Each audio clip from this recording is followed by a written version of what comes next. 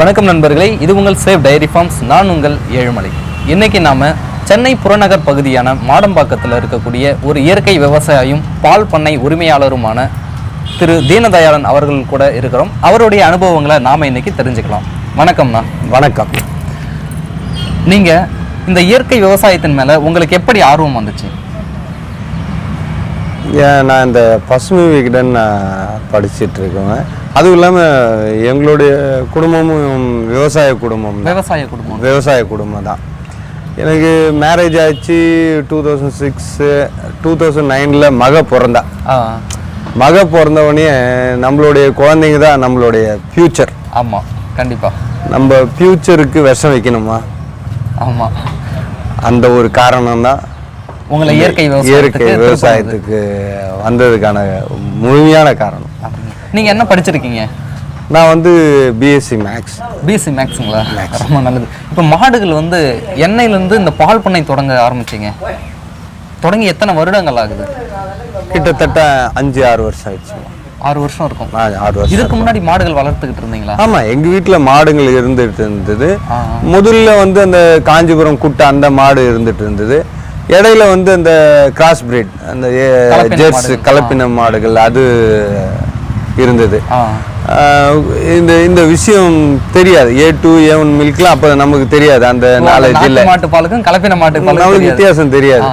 இது தெரிஞ்சவனையே நான் என்னோட மாடு இருந்ததை ஒருத்தருக்கு ஃப்ரீயாகவே கொடுத்துட்டேன். நான் கலப்பின மாடு ஃப்ரீயாக கொடுத்துட்டேன். அதுக்கப்புறம் நாட்டு மாடு வேணும்னு ஒன்று வாங்கிட்டு வந்தேன். நான் ஒன்று வாங்கிட்டு வந்தது என்னோட குழந்தைகளுக்கு தான், வீட்டுக்கும் குழந்தைகளுக்கு தான் தேவைக்கு கரெக்டாக இருக்குன்னு ஒன்று வாங்கிட்டு வந்து நான் அதை தான் மெயின்டைன் பண்ணேன். சரி. இந்த வழியில் ஒருத்தர் பார்த்தவர் என்ன பண்ணார், எனக்கு குழந்தை இருக்கு, எனக்கும் பால் வேணும், இந்த பால் நாட்டு மாட்டு பால். ஆமாம் அப்படின்ட்டு அவர் ஒரு 2 மாசமா ரொம்ப அவருக்கு கொடுத்தேன். இது என்ன ஆச்சு, அவருக்கு கொடுத்தவொடனே எனக்கு ஷார்ட்டேஜ் வந்தது. ஆமாம், இப்போ உங்களுடைய தேவையை அவருக்கு கொடுத்துட்டீங்க. அவருக்கு கொடுத்தனால எனக்கு ஷார்ட்டேஜ் வந்தது. அதனால திரும்ப இன்னொரு மாடு வாங்குற மாதிரி ஆயிடுச்சு. இன்னொரு நாட்டு மாடு வாங்குற மாதிரி ஆயிடுச்சு. இப்போ அந்த மாதிரி இன்க்ரீஸ் ஆகி தான் இப்போ ஒரு 15 மாடும் ப்ளஸ் இந்த கண்ணுட்டி எல்லாம் சேர்த்து 25 கிட்ட இப்போ இருக்கு. 25 மாடுகள்கிட்ட இருக்கு. என்னென்ன ரக மாடுகள் வச்சிருக்கீங்க நீங்க? என்கிட்ட வந்து காங்கிராஜ் அதுதான் நிறைய அதிகமாக இருக்கும். அதுக்கப்புறம் பார்த்தீங்கன்னா தார் பார்க்கர் ஒன்று இருக்கும், அண்டு சாகிவால் ஒன்று இருக்கும். அதே மாதிரி நம்ம தமிழ்நாட்டு பிரீடான உப்பளச்சேரி அதுவும் வச்சுருக்கேன் நான். சூப்பர். இப்போ வந்து காங்கிரேஜ் மாடு வந்து எவ்வளவு பால் கறக்குது ஒரு வேலைக்கு? காங்கிரேஜ் மாடு வந்து பார்த்தீங்கன்னா என்கிட்ட குறைஞ்சபட்சம் 4 லிட்டர் கறக்கிறது இருக்குது, 12 லிட்டர் கறக்கிறது. அதிகபட்சமாக 12 லிட்டர் ஒரு வேலைக்குங்களா? ஒரு நாளைக்கு 12 லிட்டர் வரைக்கும். இப்போ இந்த உப்பளச்சேரி சொல்றீங்க இல்லைங்களா, அந்த மாடு எத்தனை லிட்டர் பால் கறக்கக்கூடிய? அது வந்து 2.5 லிட்டர் 3 லிட்டர் 2 லிட்டர் 3 லிட்டர் அவ்வளோதான். வேற அந்த தார் பார்க்கரும் 10 லிட்டர் கறக்குது ஒரு நாளைக்கு 10 லிட்டர் கறக்குது. வேற ரெட் சிந்தி ஒன்று பார்த்தோம். ஆமாம், அந்த ரெட் சிந்தி எங்க இருந்து வாங்கிட்டு வந்தீங்க? அது வந்து ஹரியானால எடுத்தது. ஹரியானாவில் இருந்து. இந்த மாடுகள்லாம் நீங்க வெளி மாநிலங்கள் தான் வாங்கிட்டு வரீங்க? ஆமாம். இல்லை புரோக்கர் மூலமா இல்லை நேரடியாக நீங்களே போய் தரங்களை பார்த்து வாங்கிட்டு வந்துடுறீங்களா? இல்லைம்மா, எனக்கு வாங்கி தராங்க ஒரு ரைட் பர்சன் இருக்காங்க. ஆமாம், நம்பகத்தன்மையோட இருக்காரு, வாங்கிட்டு அவங்க தான் கொடுத்தாங்க. மணிசேகர்னு சொல்லிட்டு சேலம் மாத்தூர் கிட்டக்க. அவர் தான், நான் நினைக்கிறேன் அவர் தான் முதல் தமிழ்நாட்டுக்கு இந்த மாடெல்லாம் இன்ட்ரடியூஸ் பண்ணாங்க. தமிழ்நாட்டுக்கு அவர் தான் முதல்ல இன்ட்ரடியூஸ் பண்ணாங்க. இதை கொண்டு வந்தவங்க அவங்க தான் நான் எடுத்தேன். சூப்பர்ண்ணா. இப்போ வந்து இந்த மாடுகளுக்கு என்ன தீவனமாக கொடுக்குறீங்க? பசுந்தீவனம், அதாவது பச்சை தீவனம். பசுந்தீவனம் வந்து இது வந்து மேய்ச்சலுக்கு போகும். எல்லா மாடுமே நீங்கள் மேய்ச்சலுக்கு அனுப்புவோம், மந்தையாக அனுப்பிடுறீங்களா? ஆமாம். இப்போ இந்த நாட்டு மாடுகள் வந்து கொஞ்சம் மூர்க்கத்தன்மையோட இருக்கிறது, அது எப்படி நீங்கள் மந்தையாக பழக்கினீங்க தனித்தனியாக வாங்கிட்டு வந்து? அப்படிலாம் கிடையாது, மூர்க்கத்தன்மைலாம் கிடையாது. இது வந்து புதுசா இருந்தா அப்படி இருக்குங்க. உண்மையை சொல்ல போனா இதுங்க எல்லாமே பாக்குறதுக்கு தான் அந்த மாதிரி இருக்கும், மூர்க்கத்தன்மையா பாக்குறதுக்கு தான் கொஞ்சம் பயமா அப்படி இருக்கும். பழகிட்டீங்கன்னா நாய் மாதிரி அது நமக்கு அவ்வளவு நன்றி விசுவாசமா கூட அன்பா இருக்கும், கூட உங்க பின்னாடியே சுத்தம். ஒன்றும் இல்லை, நீங்கள் ஒரு வெள்ளமும் வாழைப்பழமும் கொடுத்துருங்க, உங்கள் வீட்டுக்கு கூப்பிட்டு போயிடலாம். அது அப்படிங்களா? அந்த மாதிரி இதெல்லாம் பார்க்க தான் அப்படி பழகிட்டேன்னா வந்து தோல் மேலே வச்சுக்கோங்க சொரிய சொல்லி. ஆமாம், இப்போ கூட நான் நின்று அப்படிதான் பண்ணிட்டு இருந்தாங்க. கிட்ட வந்துடும், அதுக்கு அது ரொம்ப பிடிக்கும் அதுக்கெலாம். இப்போ வந்து கன்றுகள் எப்படி வளர்க்குறீங்க? கன்றுகளுக்கு பால் எப்படி எவ்வளவு கொடுக்குறீங்க? எப்போ கன்றுகளுக்கு ஒரு 4 காம்புல ஒரு காம்பு பால் கன்றுகளுக்கு ஒரு 1 லிட்டர் மையம் இருக்கும். இருக்கும். 1 லிட்டருக்கு குறைவா கூட இருக்கும். ஏன்னா அதிகம் பால் குடிச்சாலும் பிரச்சனை. ஆமா. அதனால அந்த ஃபர்ஸ்ட் சீம்பால் பிறந்த உடனே ஒரு 2 நாளைக்கு கன்றுக்கு தான். முதல் 2 நாள் பால் கன்றுக்கு தான். அது தொடவே மாட்டோம். அதுக்கப்புறம் கொஞ்சமா பேசி கேட்கறவங்களுக்கு தரும். சரிங்க. இப்போ வந்து இந்த கெடரி கன்றுகளுக்கு என்ன தீவனம் கொடுக்குறீங்க? அது எப்படி வளர்க்குறீங்க? இது பெரிய மாட்டுக்கு தர தீவனம் தான். அந்த பொட்டு, அந்த புண்ணாக்கு தண்ணி, அதுதான். அது வந்து ஒரு 6 மாசத்துக்கு அப்புறம் தான் அந்த தீவனம் எடுத்துக்க ஆரம்பிக்கும். அது வரைக்கும் பசும் பில்லு தான் சாப்பிடும் கொஞ்சம். அப்படிங்களா? ஆமா. இப்போ வந்து வேற என்ன தீவன பயிர் நீங்க பயிர் வச்சிருக்கீங்க?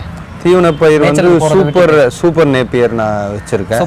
சூப்பர் நேப்பியர் புல்லு அது அறுத்து போடுவேன். ஆமா. வைக்கோல் இருக்கு.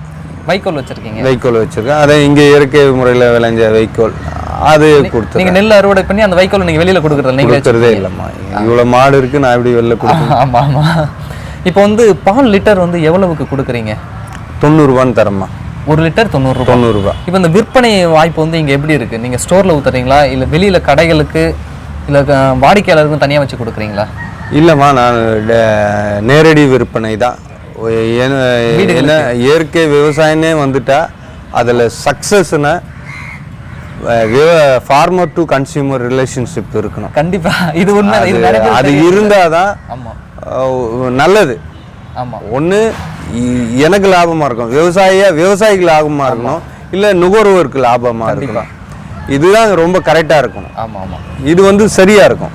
ஏன்னா இடைத்தரகரை வைக்கும் போது அவர் கலப்படம் பண்றதுக்கு வாய்ப்பு எதுலையுமே அந்த வந்துடுது. இப்போ ஆர்கானிக் ஃபீல்டுன்னா அதுலேயும் வந்து இப்போ ஷாப்லாம் போயிட்டா அதோட விலைகள்லாம் எங்கேயோ போயிடுது. ஆமா. இப்போ விவசாயிகளில் நீங்கள் 5 ரூபா கம்மியாக கேட்கலாம். ஆமா. அவரும் குறைச்சி தரலாம். ஆமா. இல்லை 5 ரூபா கூட தரலாம். ஒரு விவசாயிக்கு தான் போகுது அந்த 5 ரூபா. ஒரு திருப்தியாக தரலாம்.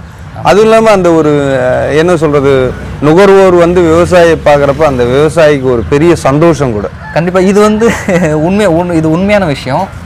அவர் 2 பேருக்கும் உள்ள நெருக்கம் வந்து அதிகரிக்குது. கண்டிப்பாக விவசாயியோட கஷ்டமாக அவர்களுக்கு புரியுதுன்னு நினைக்கிறேன். கண்டிப்பாக இன்னும் அவருக்கு புரியும் விவசாயி என்ன இது பாடுபடுறாங்க. இங்கே வந்து பார்க்கறதுனால தான் இப்போ இது இந்த பாலுக்கு எவ்வளோ வேலை இருக்குது அப்படின்னு தெரியுது. அந்த மாதிரி என்ன சொல்றது, எங்களுக்கு என்ன பெரிய சந்தோஷம்னா எங்களுக்கு தேடி நுகர்வோர் வரப்போ இன்னும் சரியா கொடுக்கணும், இன்னும் நல்லா கொடுக்கணும். கண்டிப்பா அந்த இது எங்களுக்கு என்ன வருது. இப்போ உங்கள்கிட்ட வாங்குற வாடிக்கையாளர் வந்து அந்த பண விஷயம் இருக்கு இல்லைங்களா, அது எப்படி கையிலே கொடுத்துறாங்களா இல்லை மாத தவணைகளை வாங்கிக்கிறீங்களா? மாத தவணைமா. ஒரு மாதம் முடிந்தவொடனே என்னோட அக்கௌண்ட் டீட்டெயில் கொடுத்துருவேன், பேங்க்குக்கு ட்ரான்ஸ்ஃபர் பண்ணிடுறாங்க. கண்டிப்பாக நீங்கள் ஒரு நல்ல சேவையை பண்ணிட்டு இருக்கிறீங்க இந்த பகுதியில். இப்போ மாடு வளர்ப்பு இருக்குங்களா, மாடு வளர்ப்பில் நிறைய பேர் தோல்வி அடைவதற்கான காரணமாக நீ எதை கருதுறீங்க நீங்கள்? இதில் வந்து எனக்கு தெரிஞ்சு இந்த மாடுங்க வந்து இப்போ சமீப காலமாக இந்த ஜல்லிக்கட்டு போராட்டத்துக்கு அப்புறம் நாட்டு மாடு வளர்ப்புன்றது ரொம்ப தீவிரமாயிடுச்சு. எல்லாரும் அதில் இறங்கிடுறாங்க, ஆர்வமாக இறங்கிடுறாங்க. இதோட பேஸ் தெரியாமல் ஏன்னா ஆர்வ கோளாறுல நிறைய பேர் இறங்கிடுறாங்க. ஏன்னா இது மாடோட விலையும் கூட. கண்டிப்பா விலை அதிகமானதான். விலை அதிகம். இந்த மாடை பத்தி தெரியணும். ஆமா. அதுக்கப்புறம் மாட்டுக்கு தேவையான மேய்ச்சல் இடம் இல்லைன்னா பில் இதெல்லாம் இருக்கணும். ஆமா. வைக்கோலும் நம்மளே உற்பத்தி பண்ணாதான் ஓரளவுக்கு லாபமா இருக்கும். ஆமா கண்டிப்பா. இது எல்லாமே வாங்கி போட்டோன்னா கண்டிப்பா அதாவது செலவுகளை சிக்கனமா குறைச்சிக்க பார்க்கணும். செலவு பண்ணக்கூடாது. அதாவது 0 பட்ஜெட் விவசாயம் சொல்லுவாங்க. அந்த அதுதான் நான் பண்றது. விவசாயமும் அதான் 0 பட்ஜெட். நடுறது அறுக்கிறது தான். இதுல செலவு பண்றதெல்லாம் கிடையாது. அதே மாதிரிதான் இதையும் மெயின்டைன் பண்றேன் நான். இப்ப நடவு நட்டாச்சு, அதனால இங்க கட்டி வச்சிருக்கேன். இல்லைன்னா இவங்க மேய்ச்சலுக்கு தான் போவாங்க. மேய்ச்சலுக்கு தான் போவாங்க. கண்டிப்பா. இப்போ வந்து பால் கறக்கிறது வந்து நீங்க கறக்குறீங்களா இல்ல ஆள் வச்சு கறக்குறீங்களா? ஆள் வச்சு கறக்குறேன், நானும் கறப்பேன். நீங்களும் கறப்பீங்க? நானும் கறப்பேன். இப்போ வேலைக்கு எத்தனை ஆள் வச்சிருக்கீங்க உங்களுடைய பண்ணைக்கு? பண்ணைக்கு வந்து இப்போ மாடு பார்த்துக்கிறதுக்கு மட்டும் 2 பேர் இருக்காங்க. அவங்களுக்கு ஊதியம்னா எவ்வளவு தரீங்க? ஒருத்தருக்கு வந்து 15,000 தரேன், பால் கறக்கிறவருக்கு 7,000 தரேன். கண்டிப்பா. அப்போனா மாசம் 17,000 அவர்களுக்கு போயிடுது. 22,000 போயிடுது. 22,000 அவர்களுக்கு போயிடுது. இப்போ உங்களுக்கு மாத வருமானம்னு பார்த்தா இந்த மாடுகளில் எவ்வளவு வருது? மாத வருமானம் பார்த்தீங்கன்னா இதில் வந்து என்ன ஒரு 10, 20, 2 ஒரு 50-55,000 வரும். 55,000. இந்த செலவுகள்லாம் போக இதில் வந்து என்னுடைய எண்ணம் என்னென்னா, இதோட வருமானம் இதுக்கே சரியாயிடுச்சுன்னா எனக்கு பெரிய சந்தோஷம். புரியுது. என்னோட கையை விட்டு போகாமல் இருந்தா. கண்டிப்பா. ஏன்னா இது இவங்க சம்பளமே 22. ஆமாம். ப்ளஸ் தீவனம், ப்ளஸ் வைக்கோல். ஆமாம். இதெல்லாம் கணக்கு பண்ணிங்கன்னா இதுக்கு சரியா இருக்கும். இதில் லாப நோக்கோசம் இது பண்ணலை. இதனால எனக்கு என்ன ஒரு பெரிய ப்ளஸ்னா, இதோட கோமியும் சாணமும் வச்சு தான் நான் இயற்கை விவசாயம் பண்ணிட்டு இருக்கேன். ஒரு 13 ஏக்கர். அது எனக்கு ப்ளஸ். இந்த வருமானம் அங்கே வந்து வருமானத்தை அதில் மாற்றி எடுத்துடுறீங்க. அதில் வந்து இப்போ வந்து இந்த கோமியம் எருவையும் நீங்கள் எப்படி பயன்படுத்துறீங்க? மாடுலேருந்து விரைவாக வரது. இங்கே வந்து நான் இந்த கோமியம்லாம் கலெக்ட் ஆகிற மாதிரி ஒரு டேங்க் வச்சுருக்கேன். ஒரு 4000 லிட்டர் பிடிக்கிற மாதிரி ஒரு 4000 லிட்டர் பிடிக்கிற மாதிரி டேங்க். அதுக்கப்புறம் இந்த கழுவுற தண்ணி அதெல்லாமே போயிடும்.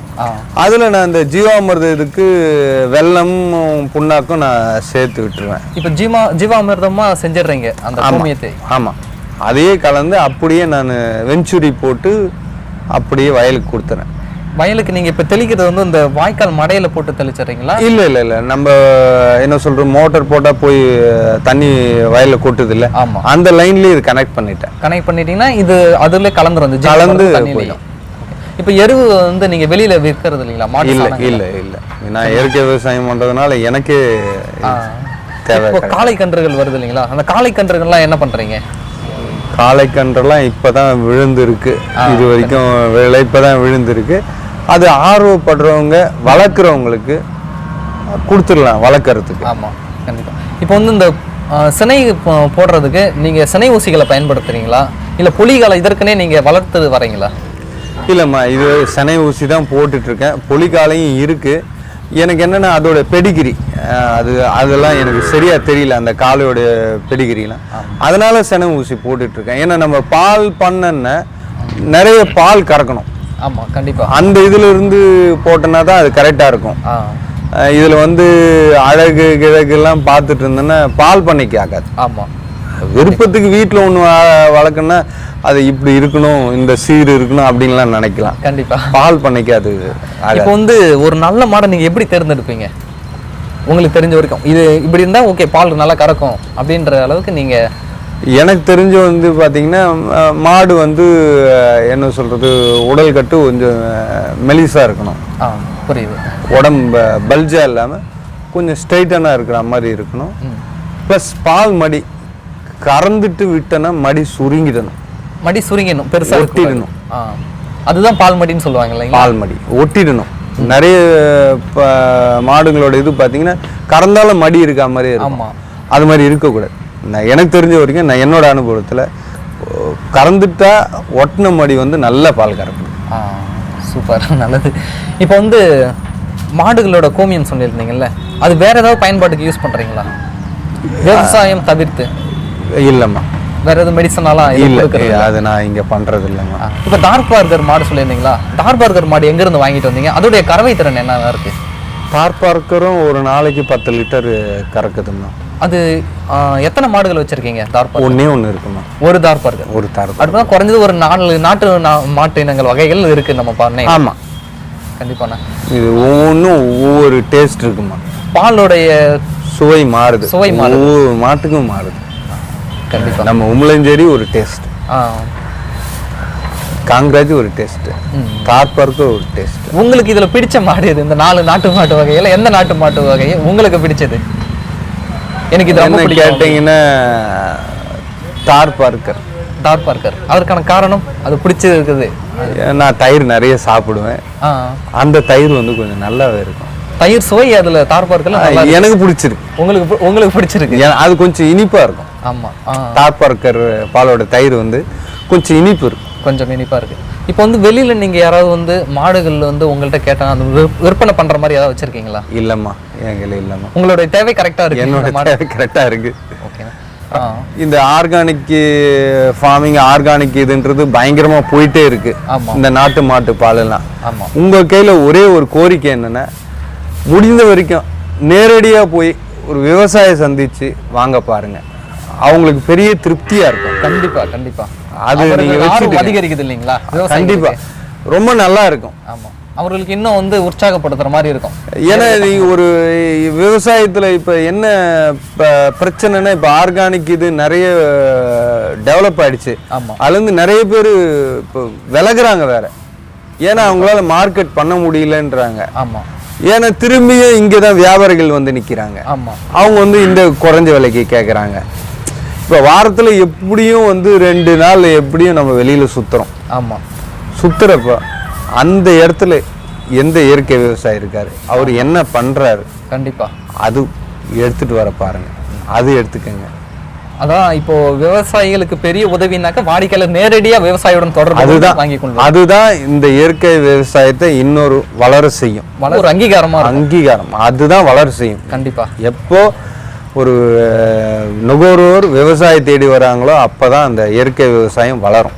நுகர்வோருக்கும் தரமான பொருள் தரமான. ஏன்னா நீங்க வந்து பாக்குறீங்க, இப்ப பால் வந்து பாக்குறாங்க, நான் தப்பே பண்ண முடியாதுங்க. கண்டிப்பா.